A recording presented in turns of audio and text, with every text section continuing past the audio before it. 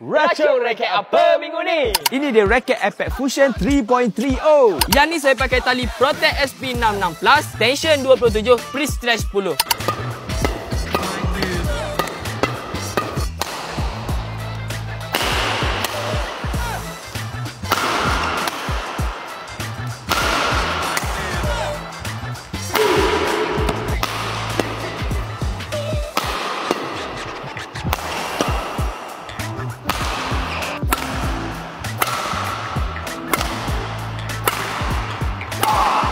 Feeling dan handling untuk tangan yang tak kuat, saya boleh bagi 8/10. Control 7/10. Speed 7/10. Power 8/10. Feeling dan handling untuk tangan yang kuat, saya boleh bagi 9/10. Control 9/10. Speed 8/10.